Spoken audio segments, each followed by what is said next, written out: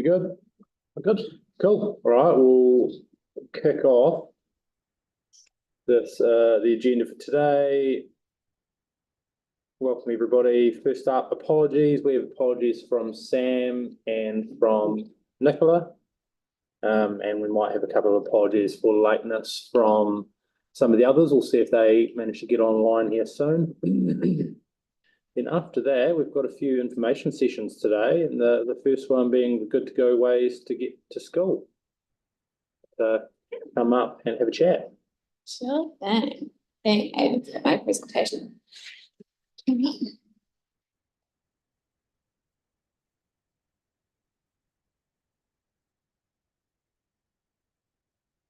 While he grabs that, kia ora, I'm Ashley. I'm a community travel advisor in the travel demand management team. So the majority of the work I mostly do is with schools kind of in and around active transport, but also road safety. In here, do you have a clicker or do you just want? He's the clicker. Okay. Cool. So just a wee bit of background on people who we work with. So you'll kind of see up there some of our neighbouring councils. We work with police, TrackSafe, Ministry of Education, Te Whatu Ora, ECAN, almost you name it, and we probably work with them in some way, shape or form, which is great. So this is definitely not some work that we kind of do by ourselves in a quiet corner. We definitely go out and work with a lot of people on it.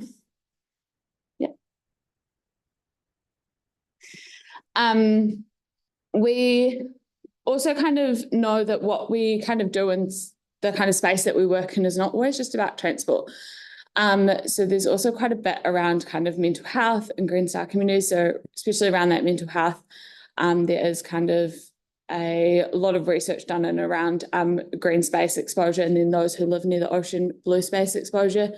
And so kind of being able to work that into your journey to school is kind of a really quick and easy way to kind of gain it on the way. And we also know that children who kind of are active and things like that are also better learners in school. So if they can kind of add that into their way to and from school, it's also kind of a quick and easy way to kind of get them ready for the classroom. Yeah. I'll kind of talk about these more in depthly, but this is kind of a nice picture. So kind of what we offer schools. So we touch a lot of different things, but pretty much I say we because my second person just finished up on Friday. So if you keep thinking I say we're all we, it is we're all we. So we kind of anything transport related, we normally kind of touch base on or we'll have our finger kind of in the pie on it. And that's kind of on any of our projects and things like that. We'll normally be at the table, make sure they're engaging our schools, that the schools know what's going on and around them, that they're up to date with consultation and things like that. Yeah. So our good to go ways to get to school program. So we have kind of created this program to kind of support schools in kind of a wide range of things. So our schools were saying to us that school travel plans were becoming a wee bit tiresome. They were a lot of work for them to take on. And it was just kind of, I guess, it wasn't really landing with the audience anymore. So we kind of had to do a rethink of how we were doing things and how we were approaching what we were doing, which is kind of where this kind of grew from. Yeah. So the commitments to schools signing up onto the program. So for our primary and intermediate schools, that's participating in the March Walk to School Week event. So we have about 28% participation across our primary and intermediates already. So it's not actually kind of a big ask. There's just some couple on the edges, which some of them are more rural-based schools and things like that. Receiving our newsletters. So we send out a termly newsletter just to update them on things that are going on in the general world of road safety and active transport. And then we have started, as of last year, an annual school travel survey. So we can kind of start building that data so we understand how our tamariki are actually moving in Christchurch, because it's not something we actually have. So they just participate and distribute that. So we send them the comms, they just copy and paste it into their newsletter and make some wee tweaks for their own tone of voice and things like that. So we do make it all very easy and kind of accessible for them for everything. And then for our secondary schools, we acknowledge that kind of we are doing some more work in this space. So we have some workshops coming up with some young people to kind of ask how can we work with you better? How would you like us to work with you? What do you see the space looking like for you? But at the moment, we just develop kind of a more active transport or road safety promotion with them, which is actually typically in collaboration with SAD as well, Students Against Dangerous Driving. So we kind of do something with them in that space, participating in Crash Bash, which is, I'll talk about it later. And then, yeah, again, receiving our newsletters, which we don't actually send to secondary schools at the moment, but it's in there for when we do want to start sending them, and then participating in the annual school travel survey. Yeah.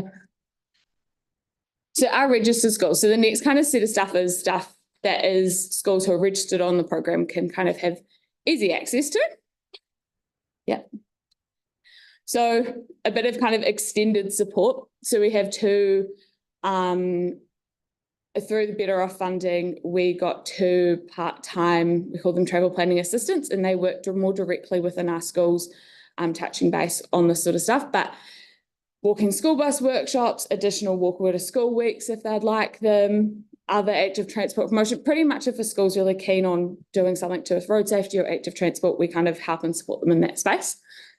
Yeah. So yeah, so like I said before, school travel planning. So if you don't know what it is, it's pretty much just a holistic approach to improving road safety and encouraging kind of more active transport for those who can, or to kind of get people thinking about how they could walk the rest of the 2 blocks or that sort of thing in their day. It's a living document, so we pretty much pop some actions on it from the school side and our side. Typically do that by, we have a meeting with them, then we run a survey with the school, we write up the results for them, and we sit down with their working group to kind of work through those results to be like, okay, what do you guys think about this? Because sometimes they'll just write a really nice thing like Clyde Road, and you're like, we're on Clyde Road. What about Clyde Road? What's your issue? So that kind of working group helps us kind of get through all of this and understand what kind of is the issues. So anything that's kind of larger infrastructure kind of requests now that come in, we kind of ask schools to kind of go through this process to really kind of map what's happening. Because sometimes it's infrastructure and sometimes it's it can more just be behaviour change stuff that we can look at doing as well, which is kind of cool. Yeah. The annual school travel survey, I talked about this before, so I won't yarn on about it again, but yeah, pretty much we run it every year in May. But yeah, we have just expanded this out to Waimāero as well, so we are kind of collaborating with our outer partners on kind of this work, which is cool.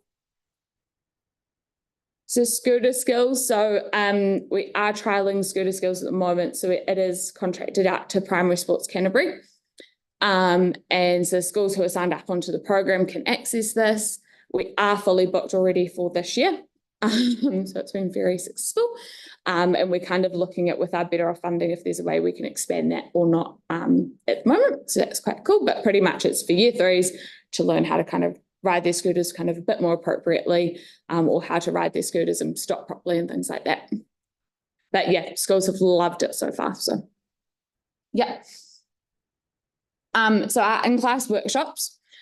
So we have 5 45-minute in-class curriculum-based workshops. So we have created these and kind of soundboarded them off teachers and things like that. So we have a junior and senior exploring active transport. So our junior one focuses on stop, look, listen, which the police kind of part run as well. And that's learning about crossing the road and that you need to stop, look, listen. Police are quite inundated with things at the moment, and they're finding they don't have as much capacity to be delivering their kind of workshops on the ground. So this has been quite great for them. So it means they only have to do their out on the road section. And the kids start learning about, you know, bikes and scooters and cars and things. And then the senior workshop looks at what different road users are, and then starts to look at things inside the school and also outside the school gate, what different barriers and kind of safety features might be out there that kind of either help them with travelling to and from school using active modes and things like that. Our Safer Speeds workshop, so this is actually a Waka Kotahi produced one, or New Zealand Transport Agency, and this one is focused around kind of the faster the speed, kind of the longer the stopping distance it takes for cars. So we kind of focus around this, around how different areas might have different speeds depending on kind of the environment that you're in. So if you're out on busy roads and things like that, you can't just cross the road like you're outside of school. So you kind of need to be aware of the environment you're in. And then there's a how to catch the bus workshop. It's very self-explanatory in the title. We've had quite a few instances recently of feedback coming from parents and teachers of children who are getting, starting year 9 at high school, year 7. They go to catch the bus on the first day and the bus drives past them because they don't know to wave down a bus. Or they don't know how to tap their card and that they don't need to tap off and things like that. So not on the school buses typically stop. Yeah. But if they're just on the public network, they don't understand how it all works. So we've developed that in hand with Metro, which where we've delivered it, it's been really well received. And even the teachers are like, oh, I didn't know they had a journey planning map online that I could pop my address into. So it's been quite cool. And then we have a Making a Difference in Creating a Change workshop. So we use this with leadership groups to sometimes they create videos or they might come to the board and present about a different issue or something that's going on with their school that they kind of see going on. So one thing we did, like with Roydvale School, for example, they had an issue with their care crossing that people were just walking out. And it was found out that actually a large amount of their school population was also Mandarin and the parents didn't speak any English, so they didn't understand the commands being given at the crossing. So the kids created a video on how to use the crossing and they translated it into both languages. And now they pretty much don't have any issues at their care crossing with that. So there's cool things like that, or bringing student groups to kind of present on kind of transport issues they're having. So what it looks like depends on the school. Sometimes police are involved.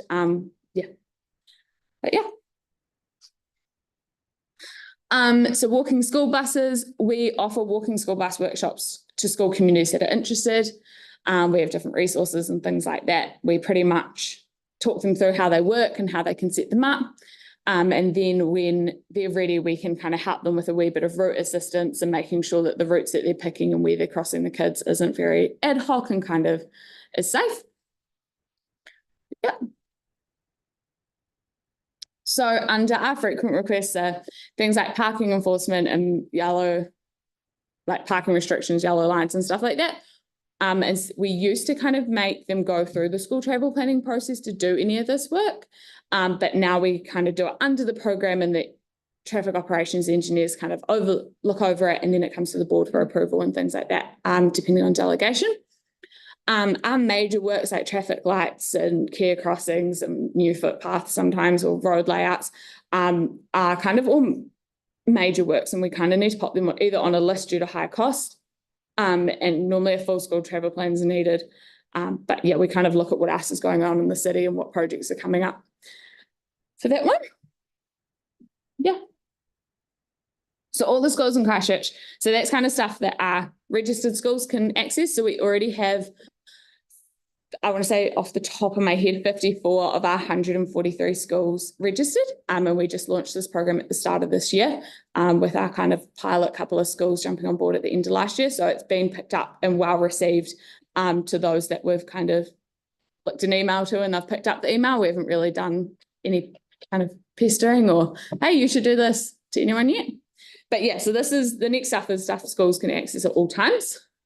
Yeah. So March Walk-Away to School Week. This is an annual event held in the first week of March during each term, term 1. Registrations for 2024 were at 105. So we partnered with Selwyn, Waimāero, the West Coast and Hurunui for this year's one. Which we just had quite a big pickup across all regions. And now they're kind of looking to run their own in their own sorts of ways. So it's been great to be able to kind of support our local councils as well to get things off the ground. Yeah. So our feedback from March Walk-Away is always that schools want one every single, or parents actually want one every single term, and so do schools. That's obviously a lot of work. So we've held them back. And we're introducing a new event in term 4 to see how kind of pickup goes on that before we start introducing more and more. And we've already got, I think, around like 33 schools registered, and that's just been a registration link at the bottom of an email so far. We haven't actually sent out any registration emails. So it's definitely something schools want. It's easy for them to kind of sign up. We send them out a pack with sponsored and donated goods. So it'll be like bowels, bottles, pretty much just high-vis vests, anything that kind of supports them with traveling actively, and they can use them as spot prizes for kids throughout the week who are traveling. So yeah, I think they just find it quite easy, and they can get as involved as they want, or they can be less involved. They can do all 5 days, they can do 2 days. It's we leave that kind of in their hands. But yeah, it's a very, very well-loved event. Yeah. So Road Safety Week, we had Road Safety Week a couple of weeks ago now. So this is an event run by Break. So we just kind of get behind it and support it. This year we sent out some schools who signed up a resource pack with some high-vis gear in it. And we're just waiting to hear back from the schools how that went and kind of how they found the week and things like that. It's not really an event we have a lot of say in, but we are trying to get more involved in how we can kind of bring it up in our schools rather than creating our own whole new thing. Yeah. Another one that's coming up in August is Rail Safety Week run by TrackSafe. So we're I've got a meeting with them tomorrow about running workshops with Kiwi Rail and all our schools near railways. So we'll look to them, we'll be working with them kind of on growing this event in our Christchurch schools, because it's not a very well advertised event kind of as it stands, and we do have a lot of issues near our train tracks with kids just not knowing how to use them or interact with them very well. Yep. World Car Free Day, it really nicely always lands in the school holidays or the weekends, but we do try and kind of encourage schools to get involved or, use it a different day in their school term, or I know a couple of schools will put it out in they'll kind of set activities that kind of families can do in the holidays of like things you could do. And they'll kind of, challenge parents to not use the car that day of the school holidays. So yeah, families definitely get involved in it. So we have it as something that we definitely support if they're getting involved. Yeah. Cycle Safe is another thing that kind of sits under our big umbrella. So we, deliver to almost 4,000 students over 2023. So it's just run for all year 6 students in Christchurch, or pretty much all. Yep. Crash Bash is our high school road safety education program that we have. So it's run every year it's a 5-week roadshow in term 1. And it's run with the court theatre and police. So police, court theatre and us help write the script. So it's taken on a direction of where we look at what the stats are for the last kind of year for youth kind of infringements, or what kind of that space is looking like, if it's an intersections issue, or it depends on what it is. We normally always include stuff around restraints and distractions and texting while driving and all that sort of stuff. But we pretty much roadshow this around all of the high schools. And again, it's really well received. It's it brings in a bit of humour rather than it being quite a dry. Talking to high schoolers about road safety isn't always fun. So yeah, it's quite well received. Yep. And this is just other resources that we have, either that we create or New Zealand Transport Agency create or other partners create. Bike maps, adult skills flyers, Garage 5 to 9, metro information, things like that. Yep. What's really cool is kind of surveying shows, so these are stats from our school travel plans, is that the work we kind of do does make a difference. We've also seen another drop in Hallsville School again since we were last in there. And this is just around Sprayton School, to be fair, did move, so it probably helped the stat there. But this is just kind of showing that initial kind of work with the initial survey to kind of before working with them, and then how they're kind of sitting afterwards. Yeah. Stuff that we do also, we won an award last month for our school kind of programs. This was a national award. So I guess what we're doing is kind of leading the way in this space, and we do share a lot of our resources and what we're doing around the country. And I typically get an email most weeks asking for something, or have you thought of this, or have you got this that we could borrow? So we do a lot of sharing around the country of how we can kind of work together or borrow and put our own logos on things. Yeah. And we do all this for no cost to schools. So there shouldn't be a cost barrier for schools to kind of signing up or engaging with us at least to kind of find out what could be done. So we are always happy to meet with schools to kind of chat through what could be done. Everything we do can be pretty bespoke to what their kind of needs are, and when we work with them and things like that. But yeah, I think the next slide is just a thank you. Yeah. But yeah, is there any questions at all? Any questions? Yes, Bridget? Yeah, I've got a few questions. I've just been taking some questions now while you've been going. Okay, so you had a slide there at the very end which showed the data around how there we are. And that data is super, super fascinating. Do you gather that data for every school that is involved in your program? So that particular data is from school travel plans. So that's been schools that we've engaged with and then re-engaged with. So we don't have it for every school. Okay. But that's why we've started the annual survey so that we can start getting data like that for every school. Right, because I think I have a point to this comment. There's a whole different ways of like measuring like what does success look like for a city, and how a child gets to school is a really, really fascinating one, because it highlights whether they have access, like the resource for a bike or a scooter. It also means, there's measurements around what does it do around emissions, how many schools are kids are having access to education as well. So that data is really, really valuable. So I guess I'm just sort of saying like that, please keep the board involved in, what that research shows, because that's a really interesting way to measure success and impact, especially if you're going to be taking that data for, I'm assuming, do you only collect that data with schools that you work with?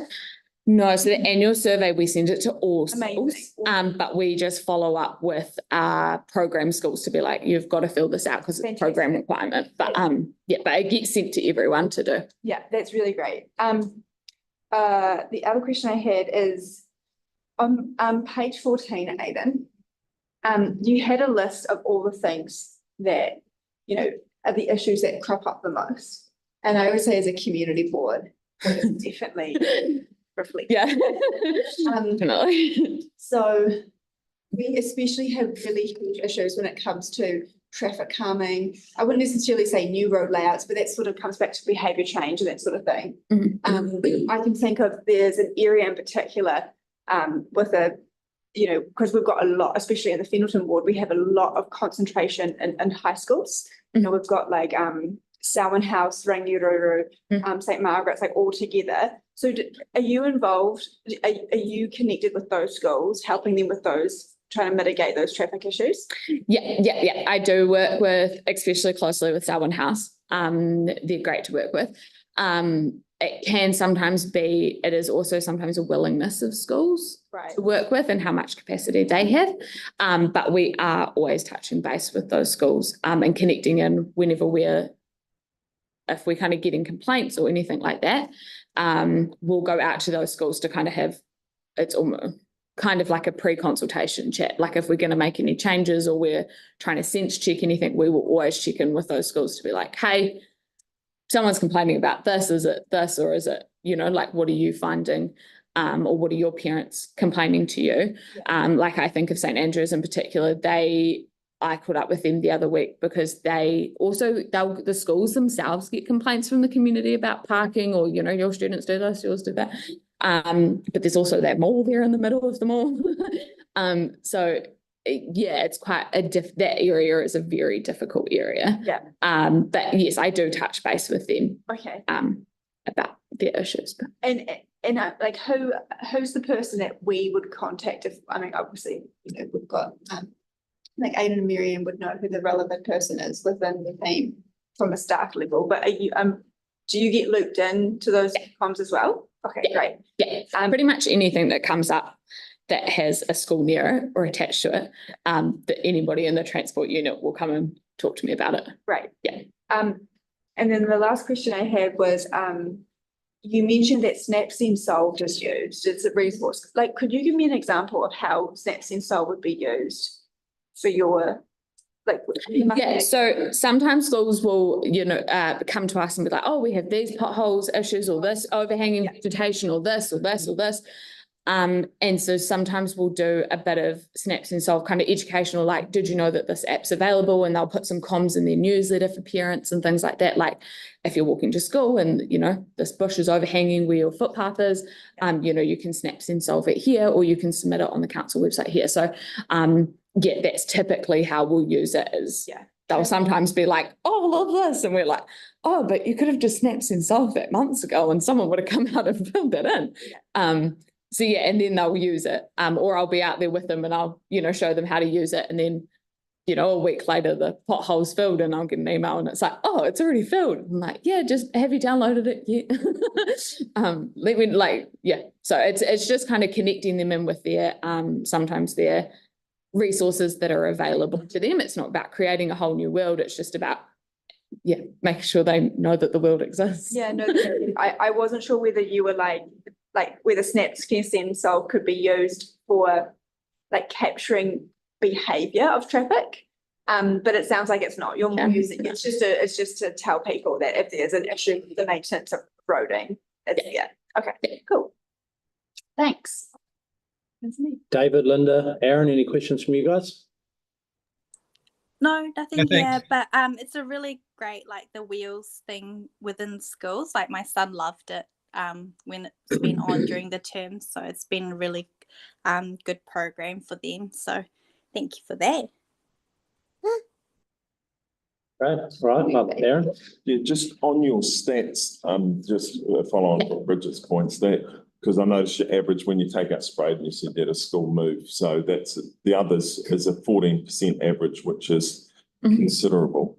It'd be nice to see across the city all of the schools that have ever done it, and then also breakdowns between low and high decile schools before and after to see if, even though really broke people, are they driving their kids to school? Are they all walking to school? And so the really posh kids are all getting driven to school, or just what's the mix? Or are the posh kids being driven to school because they don't live in the school zone? And all, I mean, it'd be nice to see some of those. Yeah, I would say it's been up until a couple of years ago, there was only one person in this role and they looked after all 145 schools in Christchurch. So there isn't great data for like before and afters, Right. because we haven't always been able to go back and do an after because another 10 schools have come up needing help and these guys are doing fine. So we haven't been able to revisit.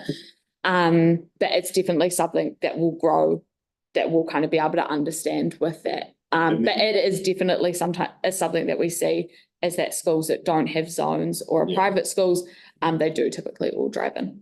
And it would be nice to see the ones that are getting the changing when a minor or a major cycleway has gone in, whether it's made a change or if the change is just the same as all these others, it doesn't make any, or it makes a huge change because then it can help.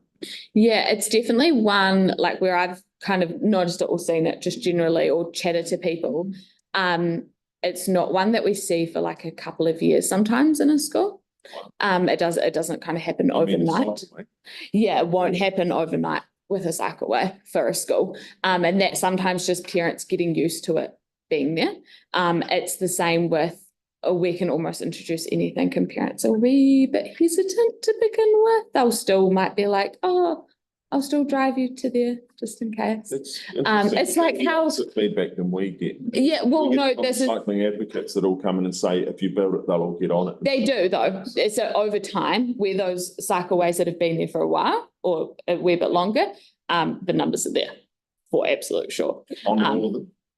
I wouldn't be able to tell you that off the top of my head. So yeah, because the railway line's the awesome one. That's the and the yeah, I can't remember them all off the top of my head, so but yeah, it is something that we see. It's just like how on a slightly drizzly day, kids come out in the rain. a little bit. Things like that. So it all depends really.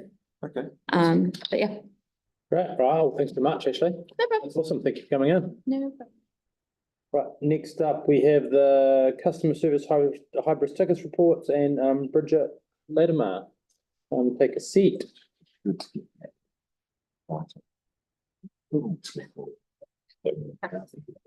Hello. Got a, cool, got some drive.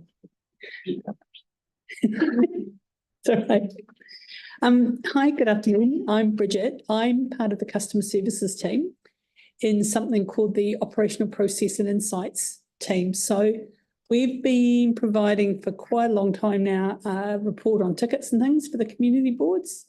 And what we've just done recently is reevaluate, review, take into account some feedback and things that we've had and kind of revamp it. So just here to sort of tell you a little bit about what we hope are the improvements that we've made and also get some feedback too, if you'd like to talk us through it. So the first thing that we did, the old ticket reports I felt were very clunky. They had all sorts of if this, then this, and all sorts of different figures and things like that. So we've kind of tried to streamline it a little bit. We can just have that top page, Hayden. Thank you. And what I've tried to do is two things. First one is kind of balance between giving people some useful things to look at, but not overload with a massive amount of data. But the three questions that I was trying to answer were how many tickets, how many requests to do something did we get? What were the requests about? And how much of it did we do in the time frame that we promised? So they were the three kind of fundamentals that I was trying to get at. So we kind of simplified it all down, and all now what we have now is the total amount of tickets that were reported within this community board over the last month. How many were closed? How many are still open? And you've also got programmed work. So that's the kind of things that have been put on a program of work but not actually completed. Like we've gone back to the customer and said, hey, the pothole will be fixed in the next 3 to 12 months because it's on a program of work for summer, so to speak. And we've also given a percentage of resolved within SLA. So that's not out of the 2403 tickets because, of course, only 66% of them have been closed. So that is, of all the tickets that were closed within that period that we're looking at, how many of them were closed within SLA? There's not a direct correlation, I guess, is what I was saying.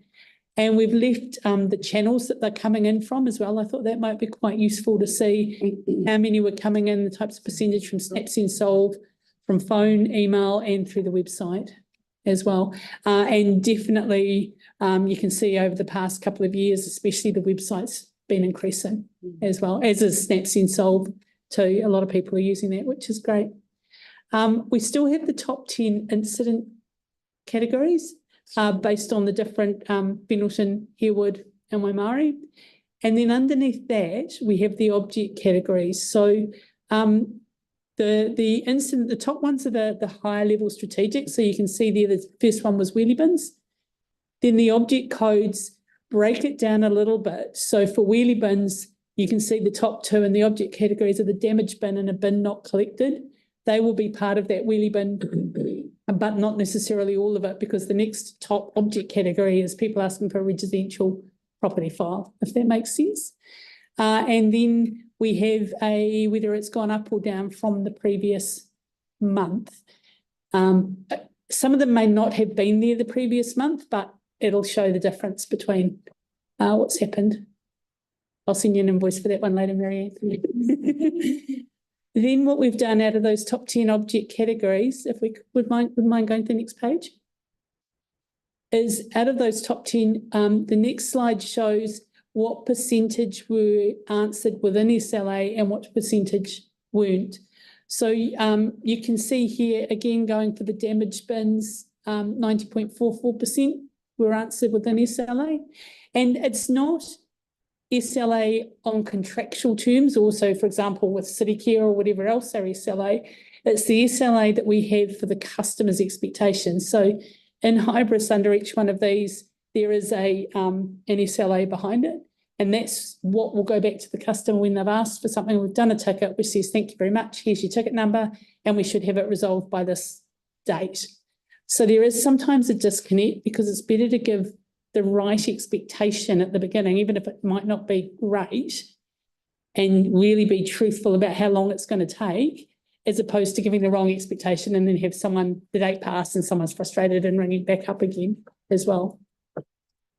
I just want to point out, you can see with water leaks there, they have 79.1% answer within SLA for this month. And it starts to tell a bit of a story, because if you wouldn't mind popping to the next page for me. The next one we have is just a time series, and we've only done the top 5 objects because when you put 10 on it, it becomes very spaghetti and you can't really read. But you can see, for example, for the water leaks that there's a really big spike there for January, February, March. And so you can kind of start to see how the SLAs perhaps are impacted by the time series and the volume that's coming through, and some potential spikes. Obviously, there's spikes to do with seasons or times of the year or things which we can predict. But every now and then, if there's something in the news or something else that's happening, you do get a spike of people calling about something else in it. And you can kind of start to see those patterns, I'm hoping, through this kind of data. Having a look. And then the next page that we show is where the tickets are within the actual areas. And what we've done is we've actually grouped the tickets together. So you can kind of see the great big dots there. The green ones are the damaged bins. We will put a legend on it as well. I just noticed when I was looking at it before I was coming. So you can kind of see the different areas of where the main concerns are coming through. But Aidan and Marianne have got access to be able to drill down into that for you as well, if you wanted to keep looking further into it as to what's making up those, and they can drill down into the separate tickets and things like that. So that's what we're proposing. We've started sending it out now. That's available now, and hopefully that'll give a bit more of an idea of what's happening in the community, so you can use that. So Bridget, my understanding is this 4-page now, rather than 1 page. The 4 pages will go to all the elected members each month. But in terms of what we put on our area report, will just be that front page still.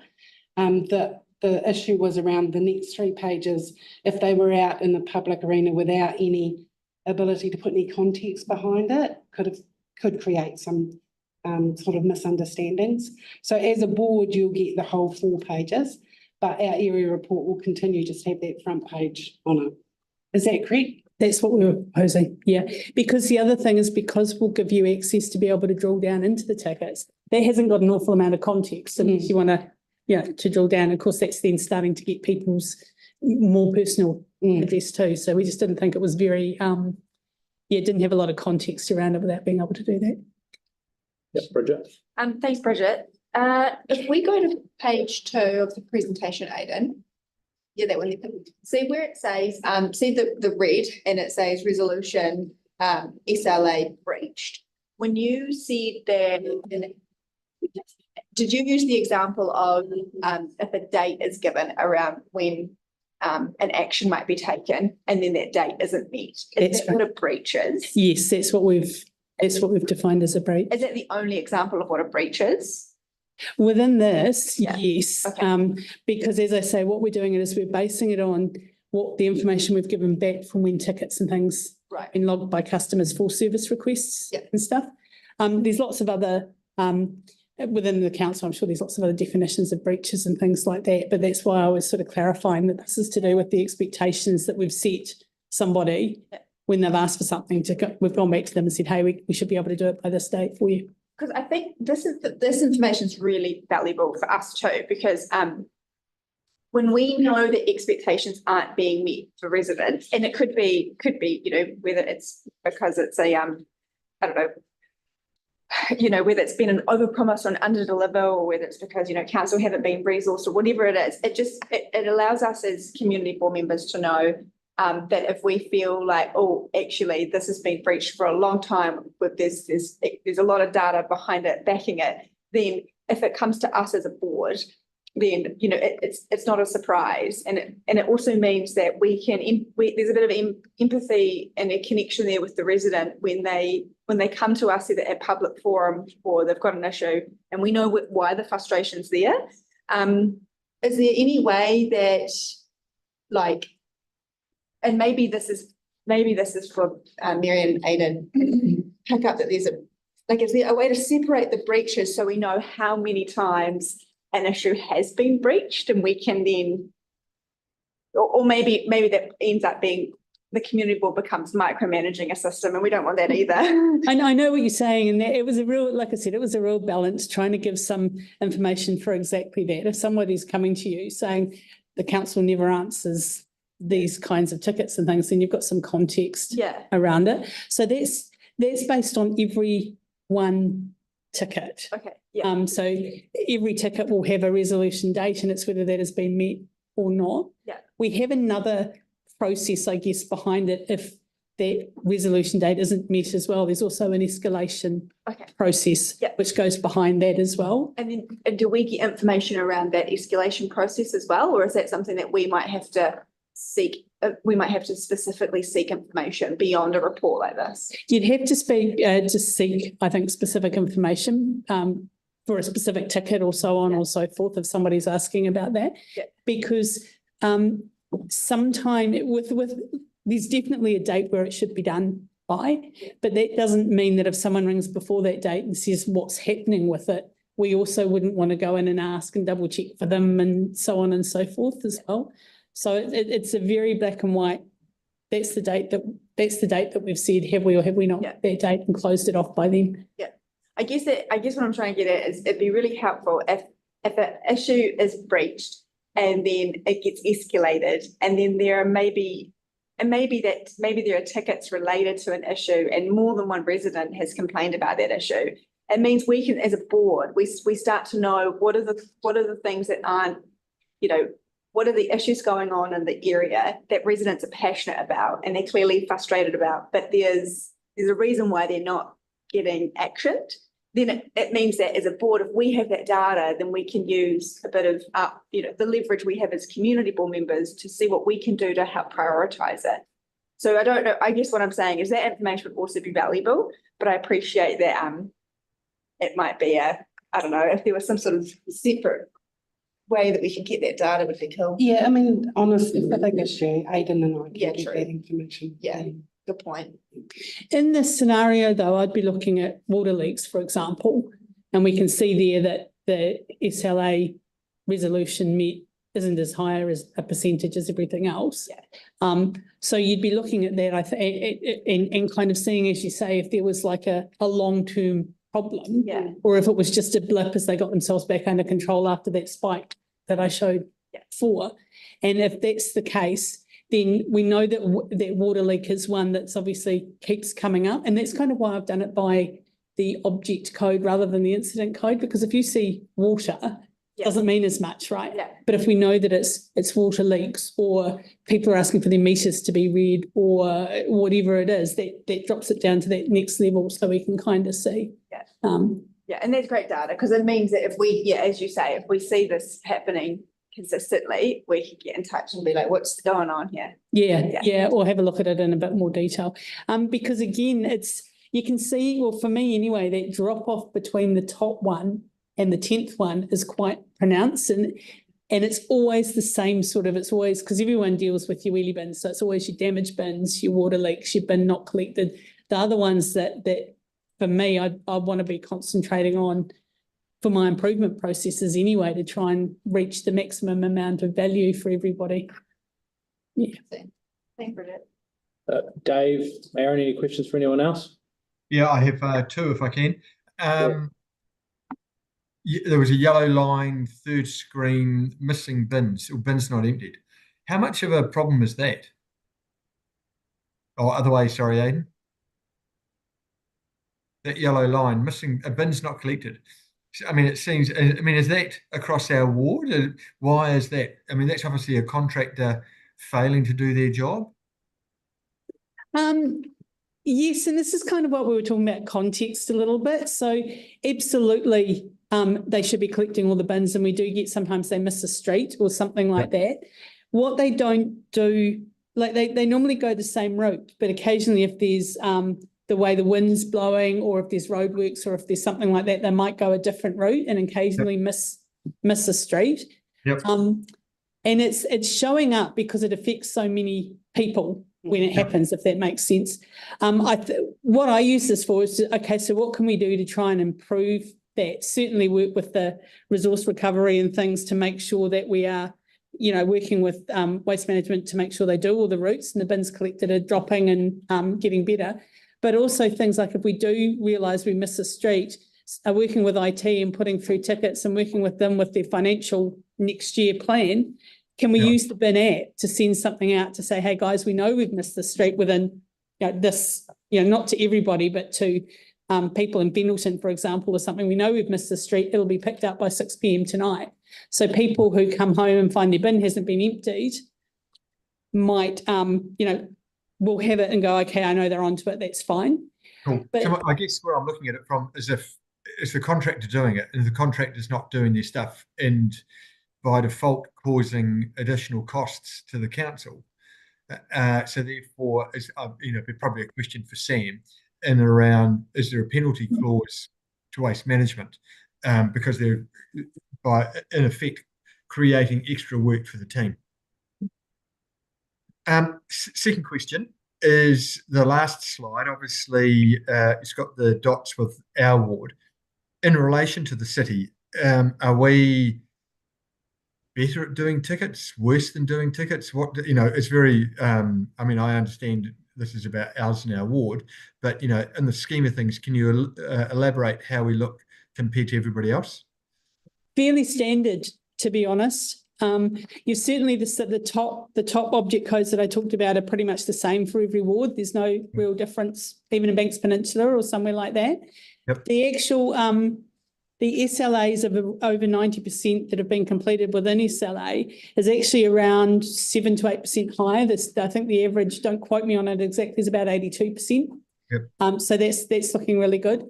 There isn't anything there that stands out to me as unusual or different, or, like the Centre City, for example, you could point to graffiti and say, well, that's certainly much higher than anywhere else and those sort of things, but there's nothing here that shows out to me like that. Just back on your wheelie bin, your question on wheelie bins as well. There are the tickets that have been lodged, if that makes sense. Yep. So it may not be the contractor not doing the street, but it could be someone not understanding that we have until 7 p.m. at night to collect their bins. Yeah. And so, and they're used to it being empty by the time they get home from work. And so they've rung us and said it hasn't been collected, but actually we haven't finished the day, for example, and things like that. So it's not just not collecting. There is some nuances around that as well, like it is with everything, right? Yeah, no, brilliant. Thank you. Great explanation. Any questions from anyone else? No? Right. Thanks very much. You're welcome. Thank you. Hope it helps. Awesome. Next up, park and house maintenance mobilisation introduction. Come on up, team. Presenter Kim. I think Al's going to have a chat. Al's going to have a chat too. Okay. You guys sit up. You want me to sit this way? You guys are. Well, there's too many people this chair row. Thanks so much for having us, guys. You'll be happy to know that we didn't bring any slides. I'm Al Hardy. I'm the manager of community parks, and the in-house mobilization has affected my team probably to the largest extent. We're also changing how we bring maintenance to the sports fields, which will involve another team of parks, but trying not to get that detailed tonight because it's all about the people. I'm going to let Kim introduce her new leadership team for your area. But just a bit of background. It seems like yesterday, but it was probably closer to a year ago. Council decided to bring the maintenance of all parks in-house. We had previously been operating in a hybrid model where some selected parks, some cemeteries were being maintained by the in-house teams. Not to forget the Botanic Gardens and Mona Vale and areas like Hagley Park as well. So they all had dedicated in-house teams. The resident surveys, the data backed that up. We presented it to council, and they wanted to. We presented several options to council, but they definitely wanted to see more of council staff out there doing it.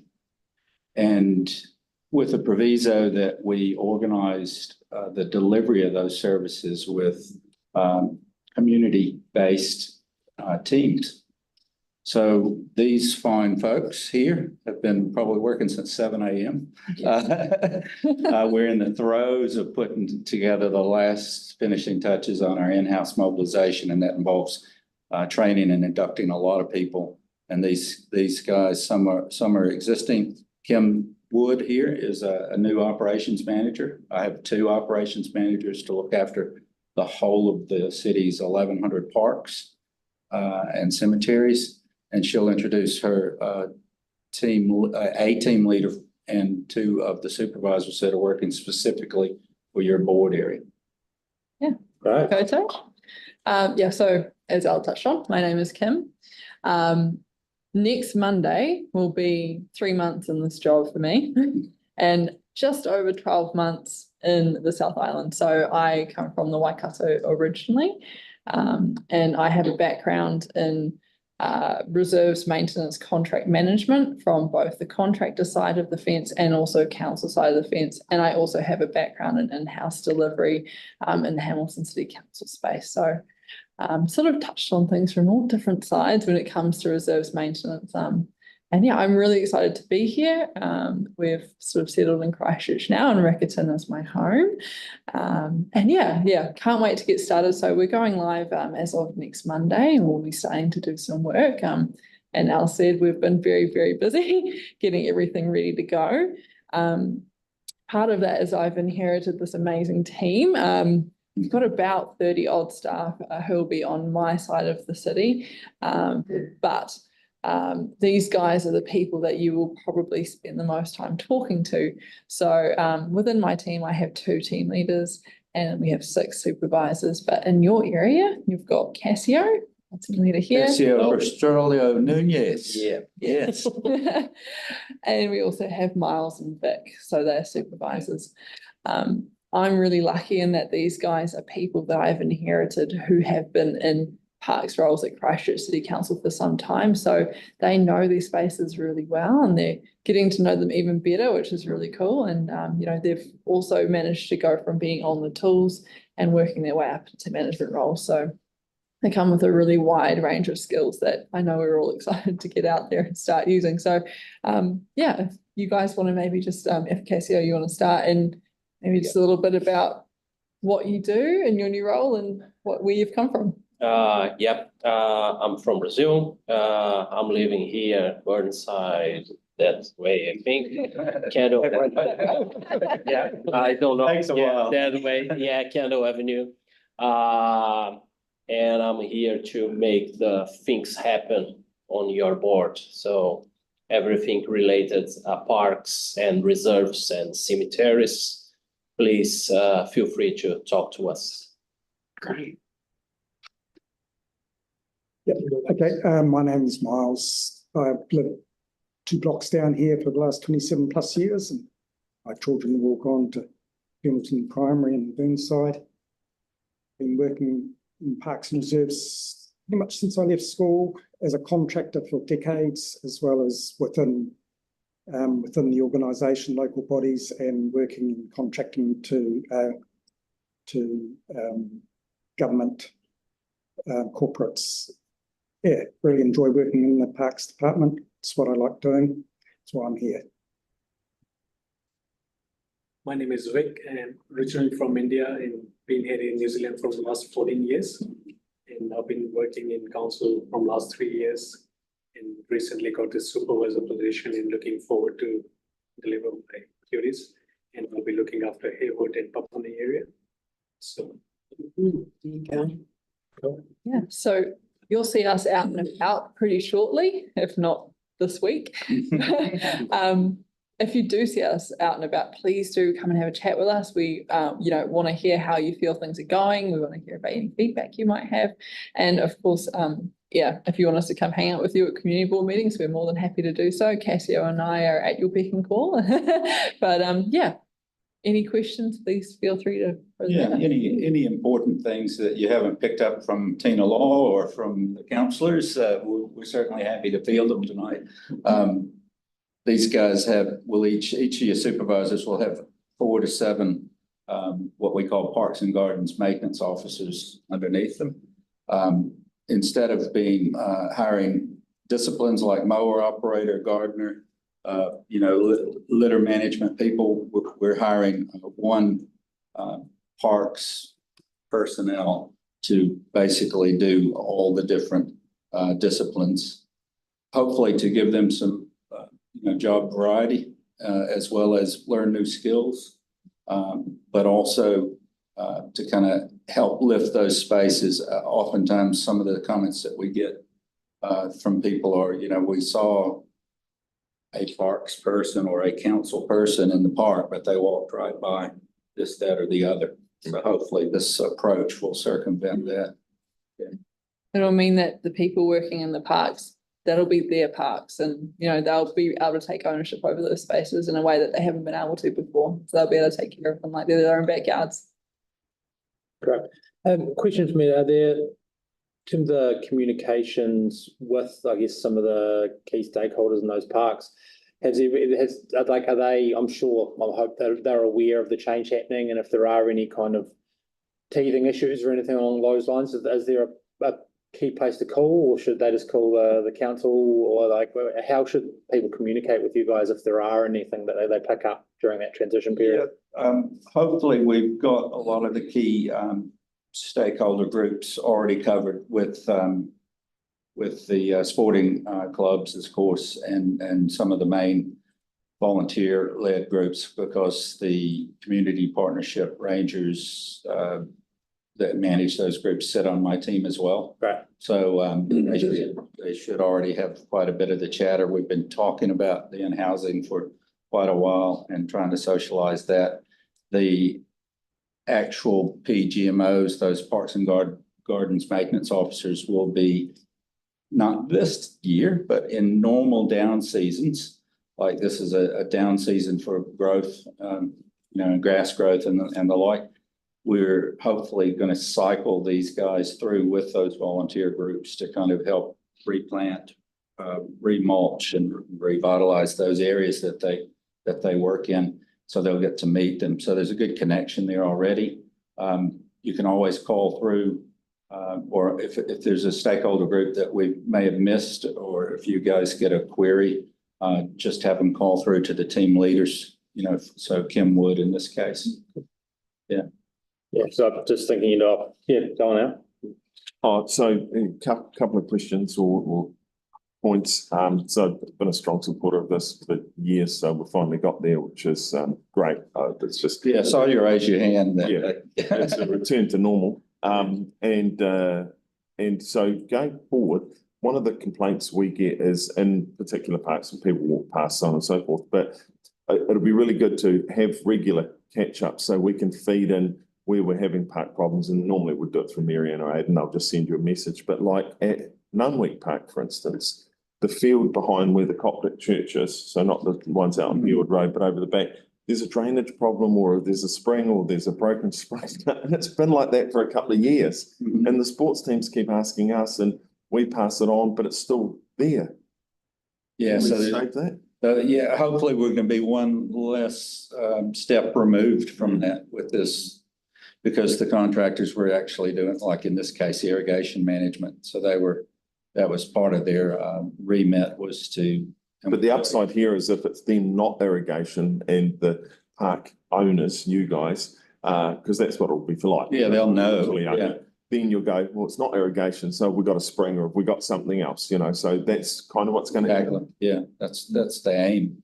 Taking ownership for us too, so that we don't just drive away, that we actually get somebody onto it. Maybe not, if we can't fix it ourselves, we'll get somebody onto it and make sure that it's followed through. Yeah, it's incumbent. It'll make our jobs going forward easier. So, yeah. So, okay, which leads me, the ownership one leads me to my next 2 points. Next one's uniform. So is the uniform locked in? Is this it? Just We did have to fly on the go, so you've probably got most of the new The kit. new one, Yeah. the only difference really is it doesn't have parks unit, it has. parks. Are you talking about total kit? So we got black. I think a stronger identity in the uniform would be a good way forward. Because I mean, they're not a very exciting uniform, and the pride in the job is a big part for a lot of people is the uniform. A bright yellow, you reckon, Aaron? Well, it certainly won't be a fluoro, but it would be. That was kicked around. Yeah, but it would be something that as soon as you see someone and wearing a particular colour or a particular something, go, oh, that's one of the parks teams. And so even if my suggestion would be that an internal competition between the staff that's put forward a whole lot of suggestions that go, hey, what about this or that? And they'll jump on the internet and they'll look at ones and they'll go, well, the guys in Central Park, New York have this and it's pretty damn good, whatever. Right. But once again, driving from them throwing suggestions in rather than, I'm no fashion designer myself, but. So we did get to this iteration of uniform, which you obviously don't like, Aaron, that's okay. By I don't similar wearing it. Yeah, similar to that. We did Maybe you're not wearing it. No, well, it's just not cool enough. It's not cool. It's So these guys are office bound. Yeah. So, but We built the uniforms. Beck and Miles aren't. We considered practicality, cost, and we actually surveyed the people that were going to be wearing them. Well, that's good. And well, initially we didn't, but then I overturned that. They didn't like the colours. They didn't like Andrew it. actually had some fluoro coming. Yeah, we had And a rusty orange, and a pink baby orange. blue, Yeah. it's very quite a range of Anyway, different colours. They yeah. did not like them. But once they get out, it would be good to see it evolve until we lock something Yeah. that really stands out. Yeah, I did want something that popped and although where we've come from and where we're going, we've got much more uniformity out of the uniform, which is an important first step so that they can become recognizable. So, yeah. And then finally, my last one is on the pride of the staff that look after certain parks. I'd like to propose that we have a trophy that is won by staff. So then and community boards, groups, whatever can feed in and Good idea. a trophy for the We'll do best, that. best park, because some people go, I mean, there'll be council staff that are just above and beyond their We effort, do. and it goes unrecognised, but I want to see them pull a That's trophy. a in. great idea. We'll do We that. struggle with, ways to incentivize staff, so that's good. Yeah. That's fantastic. Yeah, so I mean, I don't mind if we have one within our boundary area or it's in Yeah. citywide as well. Like, let's do it here first. Yeah. And then we'll challenge the other areas because, Sounds the park on the hill, there's a couple of ones up in Kashmir and they think they're better than Elephant Park. It's the coolest park. And we saved that elephant too. Yeah. Well done. But it could be tidy. I mean, there's aspects to that park that I expect the new staff are gonna they'll go, oh, I love this. And they're gonna add little bits and stuff like that. So, Oh, hey, do give us a little bit of license here. Yeah. So I've been through a transitional change with contractors and it's gonna be painful, by the way, no Yeah. matter how you paint it, no matter how much you plan. But if you guys, that are representing your community could give us a little bit of license, these guys will, we're changing. So they won't be able to take the spaces up immediately. oh, no. Yeah, I saw that. Be at least 6 months before you'd notice Yeah. anything I would have thought. Like Miles, just to point you out as an example, there was parks that Miles' team was working on that, a good one would be, down the road by the river, Millbrook. Millbrook, yeah.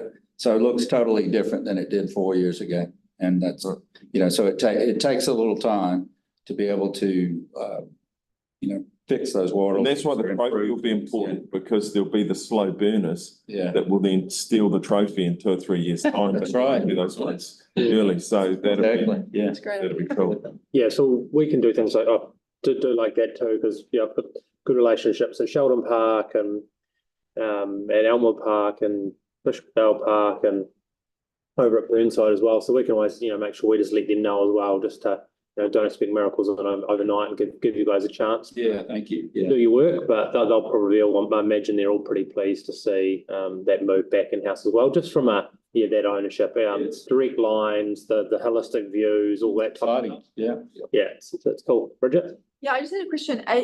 Is this team involved in the tree planting plan? Our colleagues are, Yeah. we occasionally assist, with the labor aspects, but so Toby Chapman is the city arborist, and his team, he actually has an in-house planting team that's been going quietly, like those trees over there, for a while, with the urban forest plan backing up that, and he's been coming to your boards and getting approval on changes, and so that's being led in another parks team. Okay, so it would still be with Toby and the team if right. we get any, because I think about Nepal Reserve, it's a really good example of the community driving it, and basically we're like, we have, this is our vision for what we would like the park to look like, and then what do you know, there's a tree planting plan which can fit in with that vision. But so you're involved in it, but it would be Toby's team that would be our main contact if we get feedback from the community about what they would like done to. Exactly, it depends on the scale. So Toby's got four guys and gals on a team, a dedicated tree planting team that's backed up behind that urban forest plan. But if there's renewal plans or development plans that need to be, that are a bit beyond the scale of that, then our team can step in. Okay, cool. Yeah. So with Nepal, we've got the tree planting, but then you've got the other enhancement stuff. And so we've got the park ranger involved with our staff here. Oh, good. So it's kind of a bit of everybody's got their finger in the pie. Yeah. Oh, cool. Yeah, Okay. so we're hoping to break down internal boundaries and smooth things out and to get better results, really. So that's good. Can I ask, No, Marianne, what's the relationship with your team, Kim, and the likes of Harry? So Harry Rollos is our person that we. So Harry, yes, Harry, he's great, isn't he? So Harry is still what's called a parks advisor, and I've got a, have you gotten it out yet? Yes. Okay, so. Closing this week. So we're hiring another one. So Harry, we'll have two parks advisors that will do a couple of different things. One is they'll do exactly what Harry's been doing in the past, which is responding to tickets and actually tickets that need perhaps a face, behind them. So maybe someone to go out and spec up a mutual boundary fence relationship with a resident. But then they'll also be tasked with monitoring the performance of these guys. Right. Yeah. So we're going to have them doing the quality assessments. So the independent inspections basically for the in-house team, so that we can provide some data on how well they're doing, and we might even be able to include that in your trophy and prize giving. Yeah. That's cool. I just wondered what the link was. Understand. Yeah. Cool. And what's your way of doing the monitoring? Is it like someone walks out with a clipboard and goes, oh, the grass isn't 18 mil or this and that? Or is it more, do they get in with the contractors and go, why does that bit look like that in the contract, or not contractor, the worker goes, well, over there we have this, so we do it this, and then we do that. And so it's kind of talked through with the people that know the field, rather than someone coming in from the top going, why is that not It's more of the latter this time. So we had that total, because we were paying an external contractor. Yeah. We needed to justify it, and they to get buy-in for that level of auditing that was tied to contract term. So there was a bit of a stick with that. We had to have that independent top-down approach like you just described. We're going to go about it totally different, because we're not paying these guys to do a specific task every day. We want them to get to every park regularly. We want them to then be able to have some degree of judgment over what needs to be done in order to have a better outcome. So if the grass is not, is 60 millimeters instead of 50. Yeah. Then and it looks good, that's okay, whereas it wouldn't have been under the contract. Yeah. And do you have a slogan? A slogan? You wanna be the marketing? Marketing man. Making parks great. Don't do that. Not another term. Can we get a hat? Can we get a hat? But it's gonna stop that, mowing, all the mowing's done here, and then there's a 1 square metre patch on the other side of the path that Yeah, doesn't. before the whippersnapper guys and They go, that wasn't in our contract. Or even another part of council like Rhodey, so we'll be able to, I talked to the new people today that were, like deer in the headlights, and I was going, that's important, that's really important. Yeah. Whereas it wouldn't have been at your old job at Fulton Hogan or Rec Services, it's just paid to do that. None of this matters, it's everything like this, yeah. Because that's kind of what we get most from residents, like they'll say, we're at Bishopdale, we watched the guy mow and then he left and there was this patch here Mohawk. undone, unmowed because it's not in their contract. Yeah. It's the stuff people can't get. It irritates people, we know that, yeah. it's gonna be awesome. Excellent. Awesome. Thanks very much, guys, for coming in. And and we look forward to that. We'll keep in touch and any feedback or anything we can provide, and also just help, manage that transition. It'd be great to have a 6 monthly or so update to the board, come along and let us know. Absolutely. Yep. Great, thank you. Thank you for letting you get home, coming in. Yeah. With that, we have